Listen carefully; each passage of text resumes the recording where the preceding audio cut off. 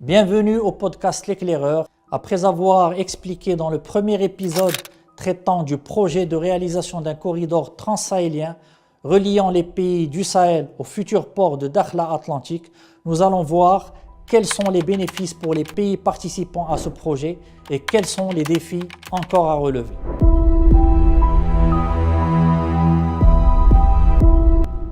Pour les 4 États du Sahel, en plus de s'affranchir à la dépendance au port des pays du Golfe de Guinée, le raccordement au port de Dakhla leur permettrait de se rapprocher du marché européen, gros consommateur d'hydrocarbures, d'uranium, mais aussi de ressources naturelles et minières dont regorgent les sous-sols de ces pays. Mais ce corridor permettra également de se raccorder au réseau routier et portuaire marocain et donnera la possibilité à ces pays de bénéficier des productions agricoles marocaines, des produits textiles ainsi que des produits manufacturés marocains dont ils ont besoin.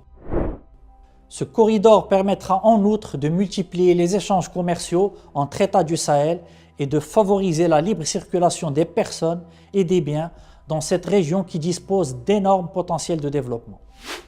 Pour le Maroc, ce corridor constituera une opportunité considérable pour s'ouvrir au marché sahélien et réorienter en partie ses exportations agricoles destinées principalement à l'Europe et qui risquent de connaître de plus en plus de restrictions et d'obstacles réglementaires suite au mouvement de contestation des agriculteurs européens qui dénoncent la concurrence des produits agricoles marocains. Il permettra aussi de transformer Dakhla en un pôle économique régional et d'en faire un centre d'affaires incontournable grâce à cette connectivité accrue et cette ouverture aux pays du Sahel. Autre acteur incontournable pour mener à bien cette initiative, la Mauritanie, pays côtier, qu'il faudra absolument intégrer dans ce projet. Quel serait donc le profit pour la Mauritanie d'ouvrir son territoire pour ce corridor transsahélien qui pourrait profiter au port de Dakhla au détriment de ses ports nationaux?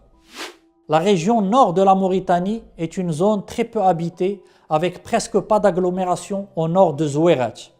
Si une infrastructure routière traversant cette région est construite, ou le réseau routier est quasi inexistant, tout ça avec l'apport d'investissements étrangers, cela permettra de sortir cette région de son enclavement et la Mauritanie pourra tirer des profits liés au transit terrestre de camions de marchandises sur son territoire. Quels sont les défis à relever? Le principal défi est d'ordre financier. Il faudra ainsi trouver les fonds nécessaires pour construire toute l'infrastructure routière qui s'étendra sur plus de 2700 km.